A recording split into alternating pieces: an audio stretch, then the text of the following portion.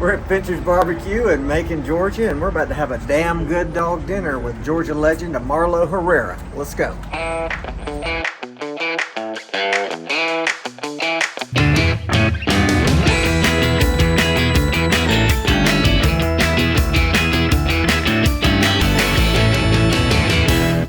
So if the dogs don't win a natty, then you and I don't meet, because we met at Sanford Stadium after the parade, and I took one look at you, and I immediately knew that you were a football player, and so I just flat out asked you who you were, and you said, "I'm AmarloHerrera," which cool name, by the way. Sounds like a movie star or a rock star or something. Appreciate it.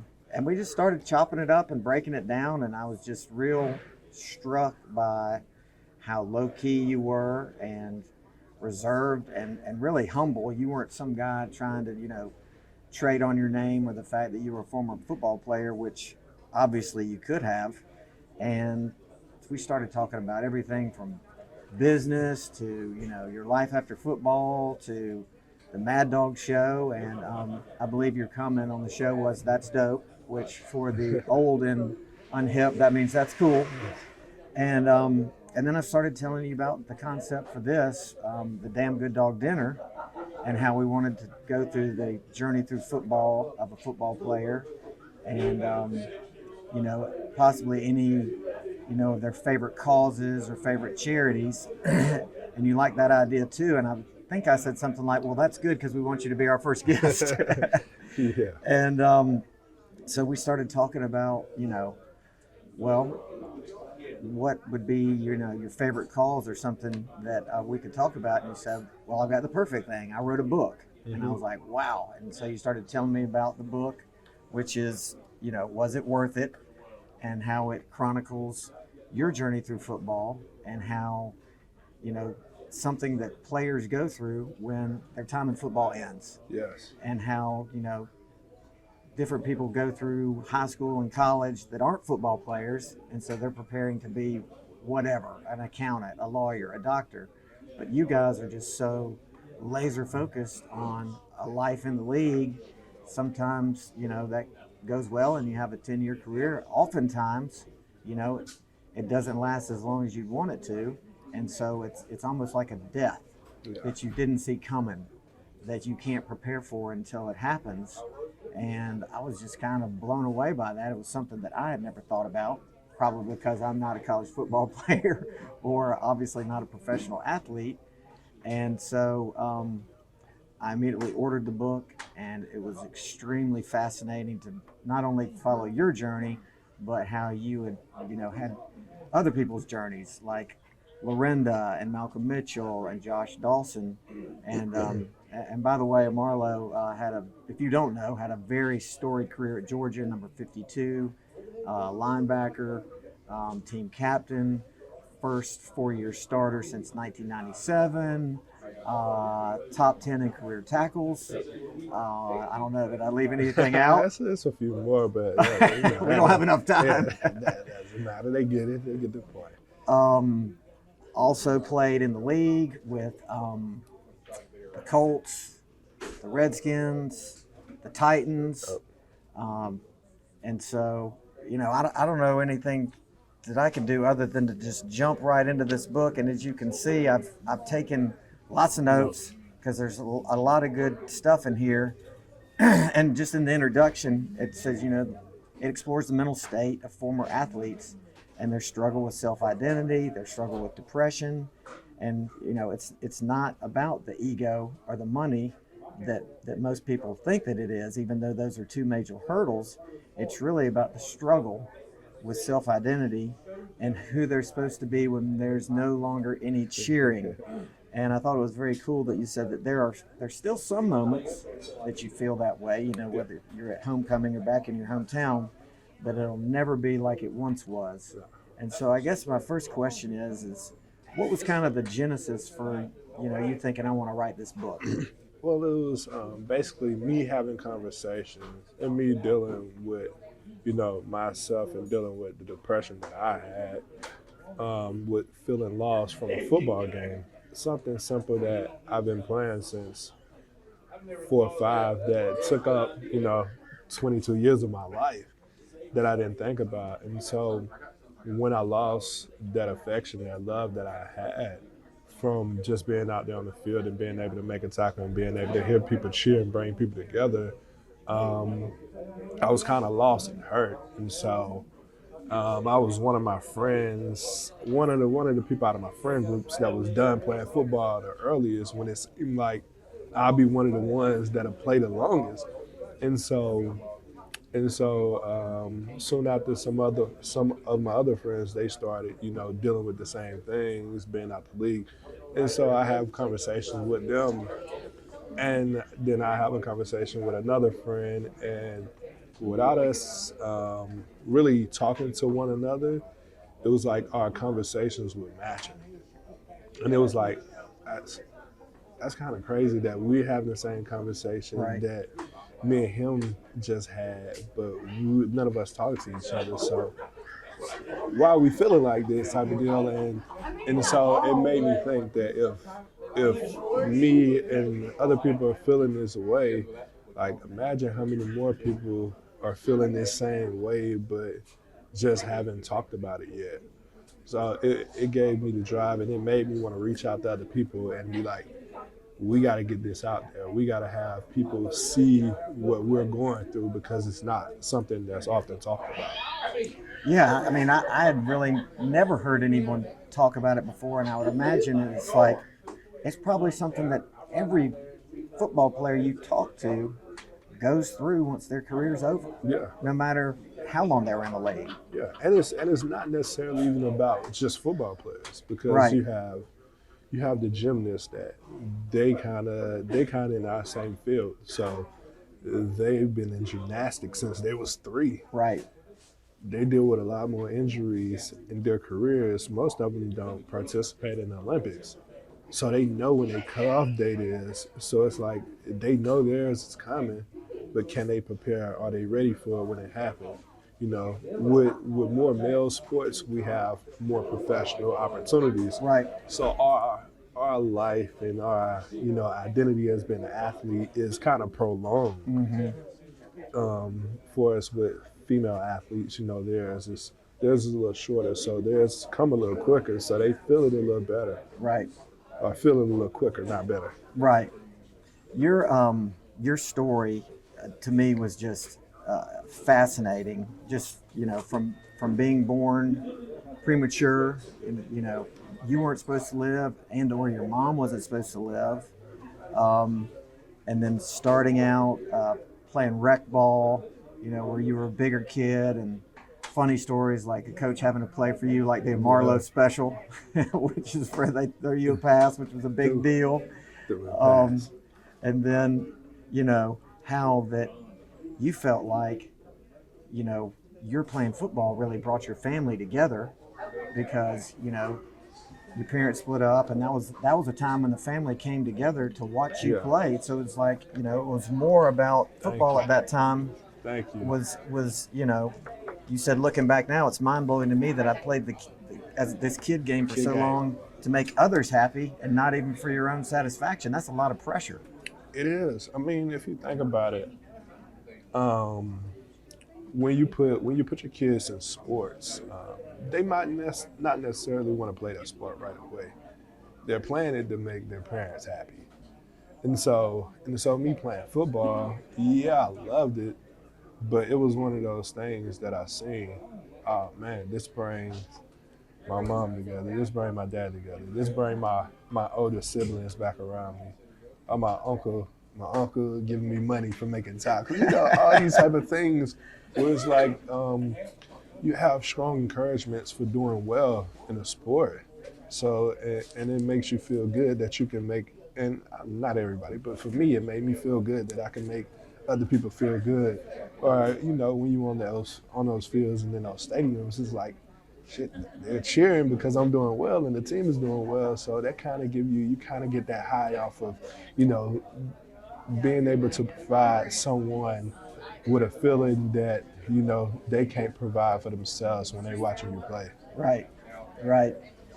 That was one of the things that really struck me, and then just really enjoyed reading just your journey from rec ball to, entering middle school and then getting into high school, and you said you had to go to camp, but you didn't go to camp because you didn't think that your grandmother had enough money, but you didn't realize that when you're one of the top players that they would make that happen. And then one of the funniest things was, because you didn't go to camp, they made you play JV ball. They immediately realized that you needed to be on varsity. And then, I want to get this right, you said, funny story, before my first game, there was a senior player who was wearing my number while I wasn't on the varsity team, and I had to switch and give him some terrible number right before the game. I felt bad for doing this, but I had to get my number. Sad to say, but he wasn't going to play. Man, that was hilarious. Yeah, it was one of those things where, all right, so you play varsity, and everybody pretty much know what number you wear. And so my number wasn't that good at the time, but were you 52? No. So we'll get into that later. Okay. But I was 29 at the time, and so I was 29 before I wore number 8. So I wore 29 for 2 years, and then my last 2 years of high school, I wore number 8. And so with my high school, you have to go to camp. And so I didn't know that if I was going to go to the same school or not. But that was one of the reasons I didn't go to camp.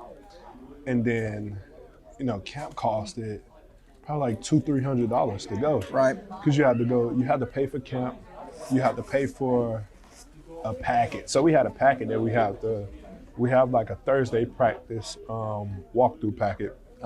Where you have everybody on the team had the same shirt, same shorts. Because you don't practice with pads on Friday. You had the same socks, and everybody had the same cleats. And at the time, growing up how we grew up, we couldn't afford that. But when you are good, when they think you have talent, and when people believe in you, they actually put money into you. And so I didn't know that they'll do it. So they made me play JV, and I just crushed them. and then they put me up on varsity. All right. Speaking of that, I'm trying to find it. Where they put you up on varsity. Oh, here it is. You hit the wide receiver so hard that he started to vomit on the field. Yeah. I don't think I've ever heard of somebody getting hit so. Yeah, it was a slant route. And I think it was an older kid too, and I'm just 10th grade, but I'm huge. Right. So I hit him so hard. He just took off his helmet and started throwing up on the field. And I was like, I'm here. You knew you had arrived. Yeah. And so you started off season doing even more things like, traveling, doing 7-on-7 competitions. And then at one point you talked about the untimely passing of one of your friends, which was something really rare, where one of your friends actually had a heart attack. Was that while he was playing football? Or training? No, he was asleep. He was asleep. So this is after my this happened after we had a great high school run that year. So we go to the 3rd round of the playoffs, and ironically we lose in Athens to Clark Central. Oh wow. In the 3rd round. And so, that's like in November, Thanksgiving. December come, we're in the school for a couple of weeks, and then January come. And so it's crazy, this the day before it happened. We in the weight room, and this is when, I started getting a lot of buzz and a lot of traffic coming in because junior day is about to come up and all that type of stuff. And so I'm lifting weights, I'm in there, I'm hitting a couple 225 reps, thinking I look good. I hit more than him, so I jump up screaming in his face and everything. And so he go home that night.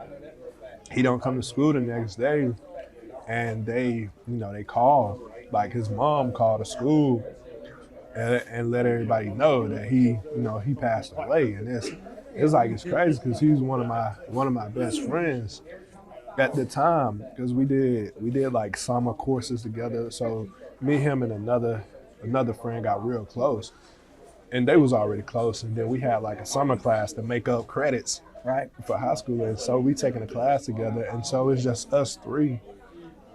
And so we there hanging out with each other all the time, all day, and then practicing together, and then have this amazing year, and have this amazing season. And when that happened, it just crushed me. And so he's the reason why I wore number 52 in college, but he wore number 52. So he was the real 52 in college. I mean, in high school, while I was number 8. And so once that happened, you know, it changed my whole perception on a lot of things, and it just made me want to grind and go harder. And you even talk about his mom in the book, Miss Tanya, and how you really felt like, you know, you kind of owed it to her to, you know, take that success to the next level because her son wasn't there to do it. Yeah, I mean, he was a great athlete. Who knows if he would have made it to the pros, but he definitely had potential to make it to college. And so with me wearing that 52, with me calling everything 5 deuce, you know, every time she see that, you know, I want her to think about, you know, diving, big country. Right. Like, he could have been here. Like, all right, yeah, I'm living through him. Yeah, every time you see it, I'm putting this on for him, so you know, he's out there with me, and me showing, you know, that we still love him. Right. So we ain't forgot about him. Right. Even however many years later it is, like, we ain't forgot. Right. So he's referring to a nickname, 5 Deuce Herrera, which of Yes. course is 52 Herrera, which was his number. And then I also thought many things were fascinating, but also just how, you know, when it came time to recruiting, that was just so brand new to you. You didn't realize, you know, that you were entering into a whole new world.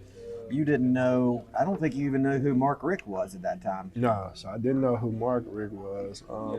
Didn't know who Kirby Smart was. Didn't know who any of these Paul Johnson. Didn't know who any of these guys were at the time. And so by them coming to my school, I'm like, like, okay. Like, and I'm just that type of person anyway, where it's like, all right, what's next type of deal. Like, and so I didn't put too much into it, but like all my friends who played football who was older than me, they was going crazy when Mark Richt walked into school. Right. They'll be like, oh, that's Kirby Smart. Like, I didn't know who these guys was at the time, and it's crazy that those guys was in my school recruiting me. Now that looking back on it, like, those guys were there for me. So Kirby was there for Alabama recruiting you. yeah, he was there for Alabama. Okay. He didn't say much to me. He just talked to my coach, but we all knew he was there. I was doing study hall one day. And so I walk in, probably a little late, but I walk in and I see him right there, and I'm like, oh. And I just kept walking. But I didn't know who he was at the time. Right.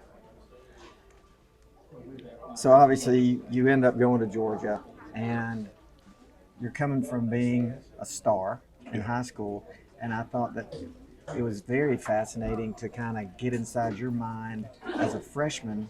You know, you're showing up thinking, all right, I've been a star in high school, I'm going to be a starter here, and, you know, you were playing, but in your mind, you weren't starting enough to the point where, you know, that was causing you some angst and anxiety.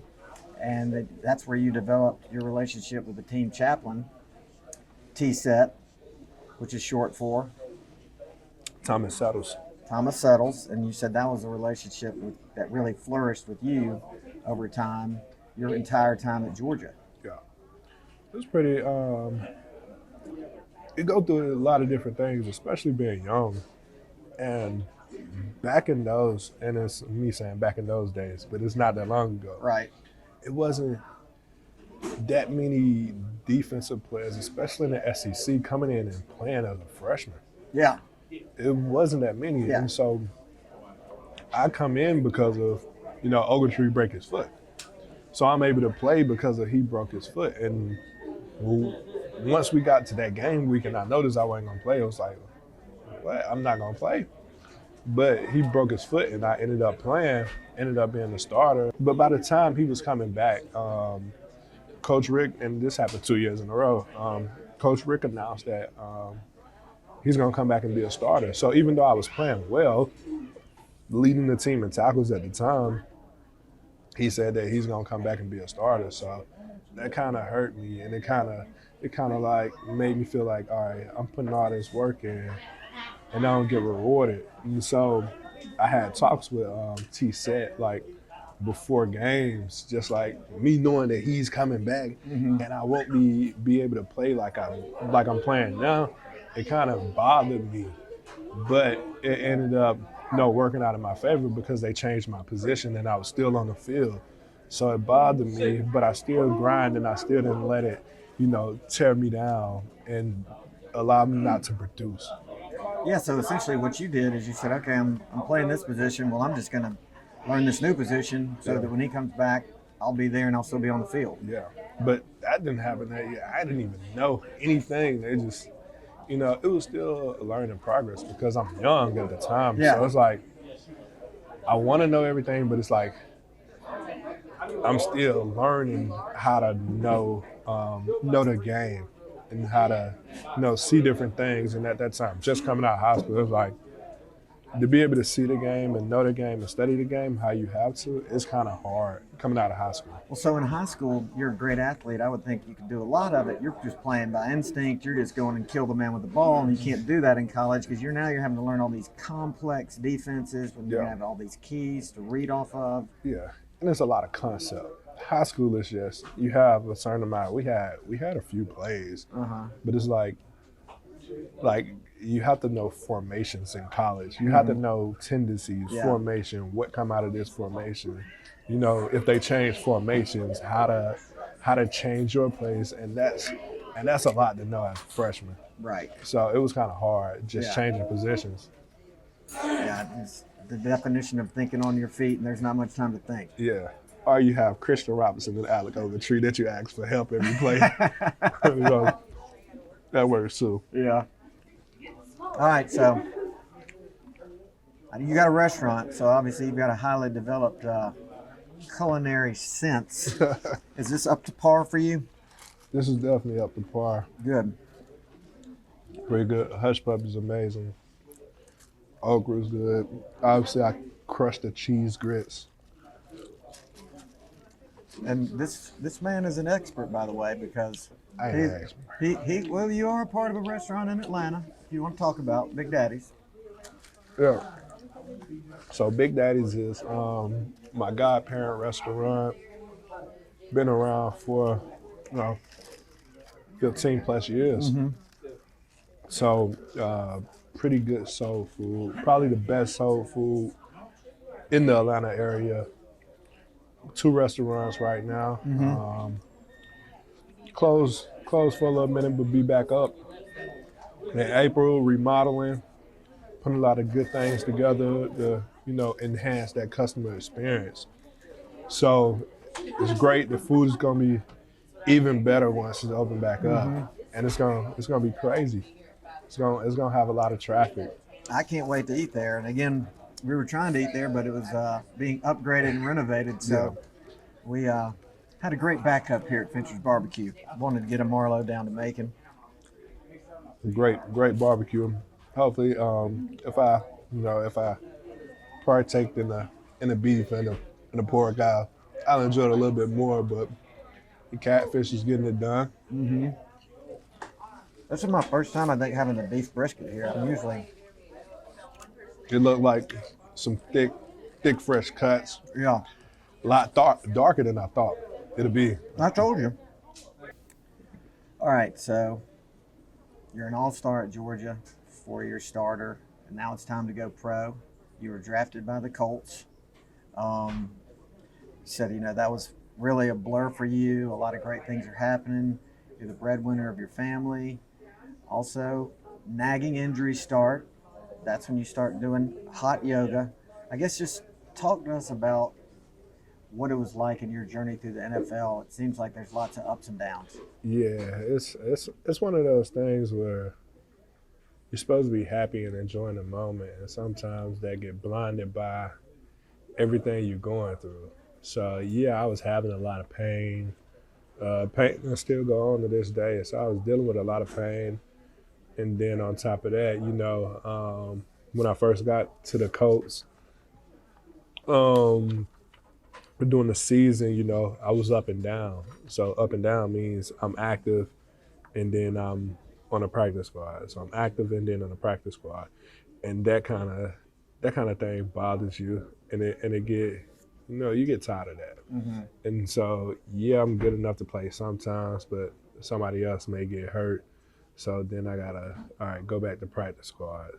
And then I might get called back up again, and then somebody else. So it was just going through that process my first year. And so that, that kind of bothers you and gets you down. Mm-hmm. And then obviously, my knees start to hurt a little bit more. And so, you get used to taking a whole bunch of medicine, different type of medicine all the time, different shots. Mm-hmm. And then so I was doing hot yoga before I got there. I just got introduced into it before I left to go to the league. So I pick it back up and I started doing it a little bit more, a lot more actually. So I get into it and I get really invested into it, but that helps, but it's still a lot of pain that I was going through. But it was just something that helped relieve it for a little bit. Yeah, and I can't imagine just how insecure that would make you feel. Not only, okay, where am I fitting in? Am I starting? Am I just going to be on the practice squad?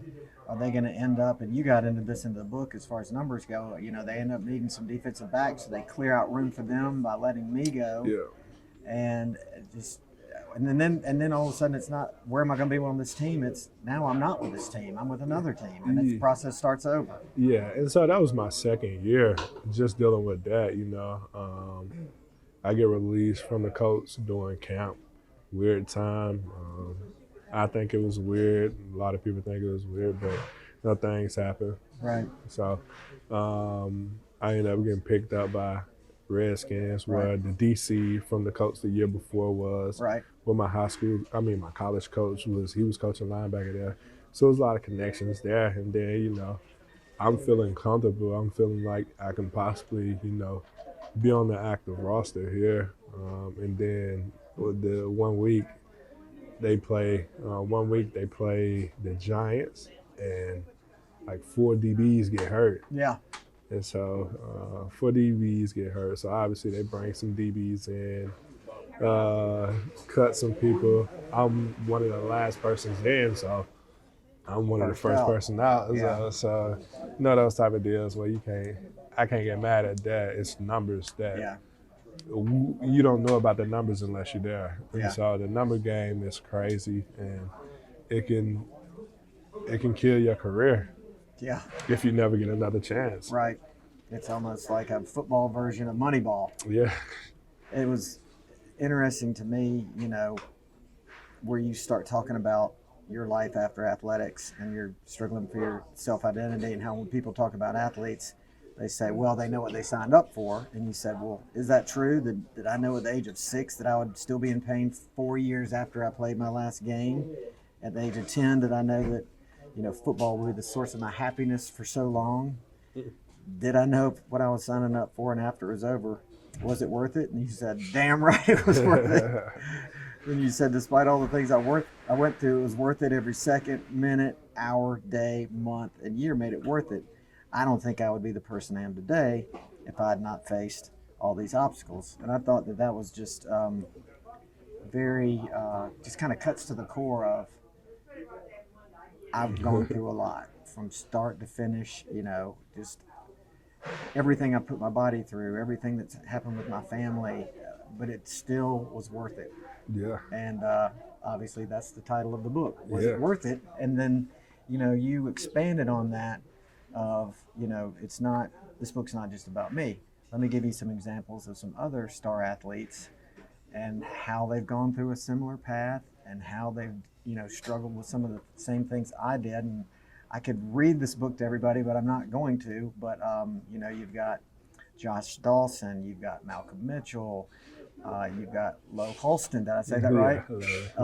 And all about, their journeys.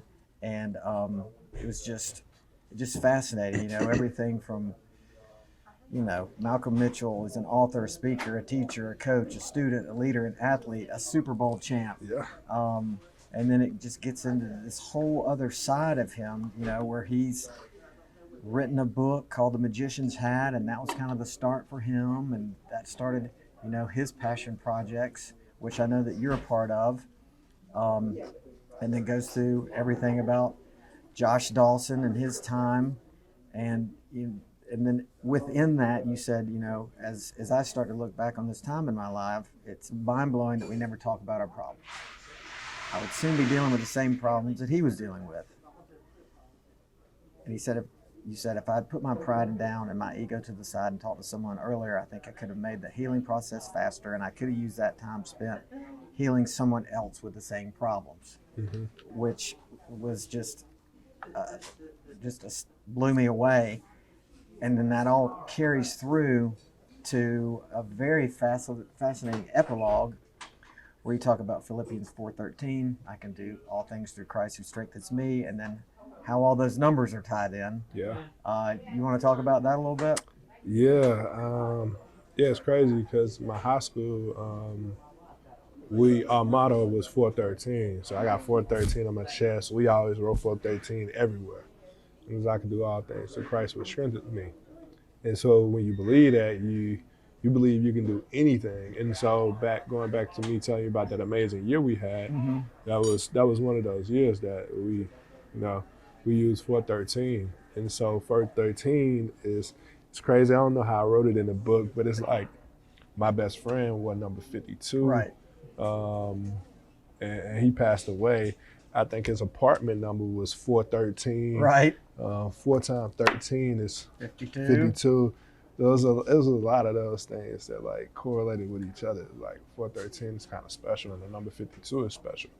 I don't know. It's probably some more stuff in there. Right. But it's crazy how those numbers correlate, and those numbers mean a lot to us because like when he passed, that's one of the first things that his mom said. It's like we live in apartment 413.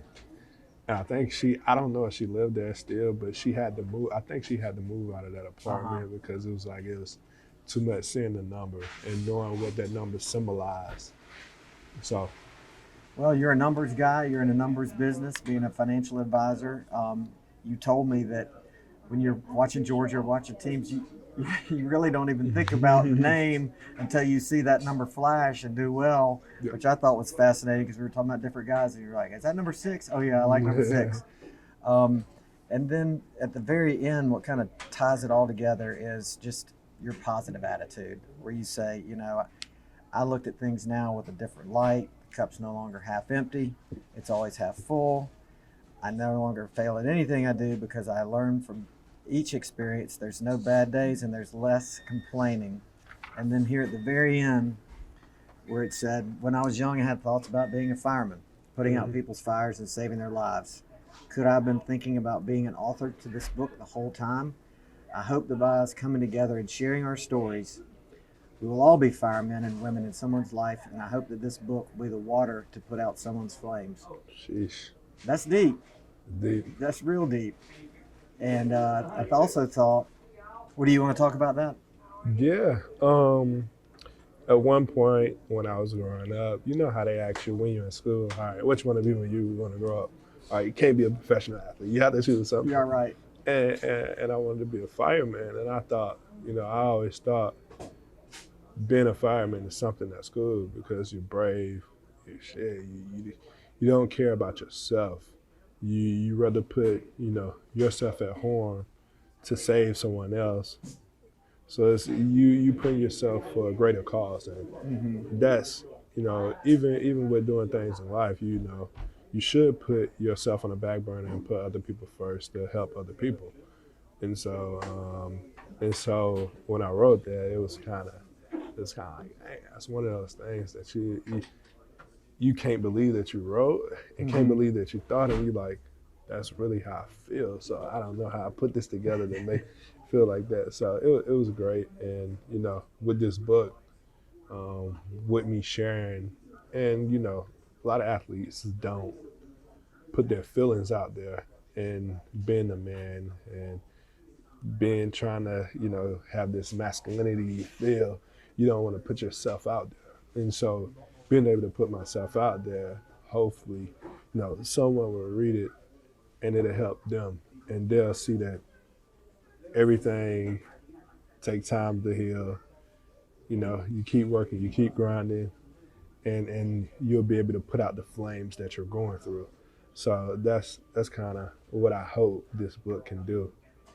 And I think it can do that, and I think it'll help to change, people's perceptions and, the stigma associated with anything to do with mental health and depression, where, it's kind of ingrained in men that to ask for help is a sign of weakness, and it's really not a sign of weakness. No. It's a sign of strength. Yeah. That you want to help yourself and help others. And one of the things, and I talked to you about this when reading this book, is I was struck by former Georgia players that went through depression and unfortunately took their lives. And I said to you, what if this person had had this book to read? Maybe they'd still be here.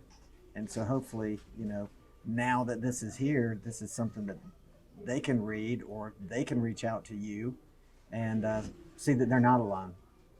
And I would recommend this book, obviously, to all, athletes that were in your position, but even ones that are not. Maybe they're the farthest they'll get is high school football.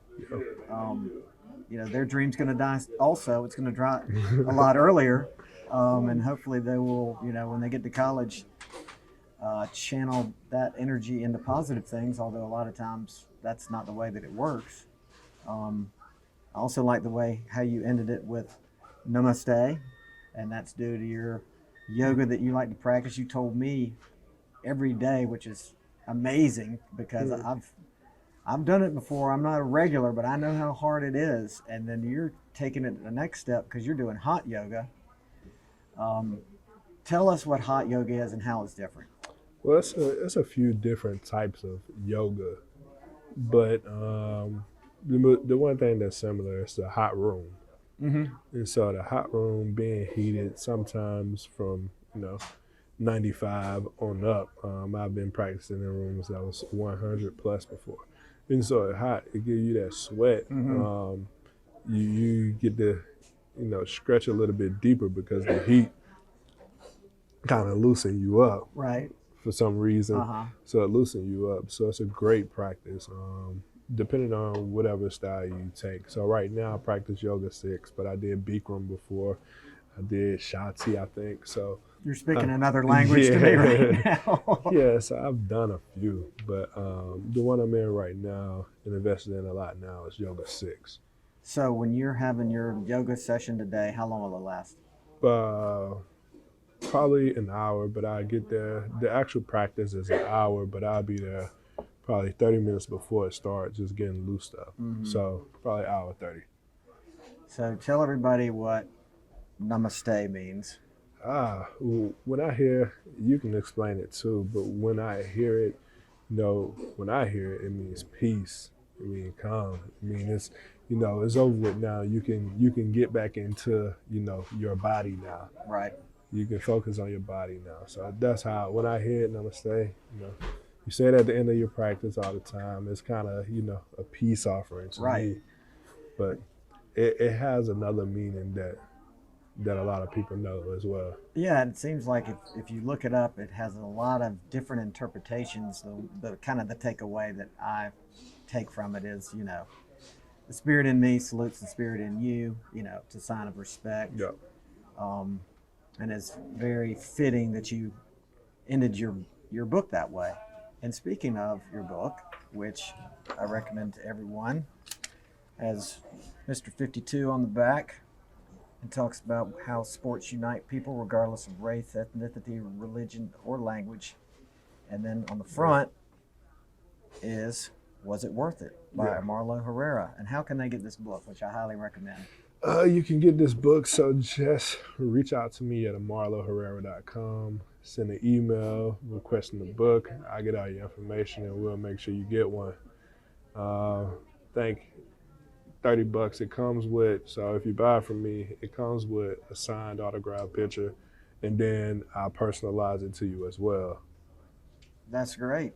Well, Marlo, I appreciate you coming down to making the trip down from Atlanta. I mean, it has been awesome to talk with you about this book. You're definitely a DGD, as you already know. And, man, I just can't say thank you enough. I look forward to seeing you between the hedges soon. No problem. Appreciate you having me. Yes, sir.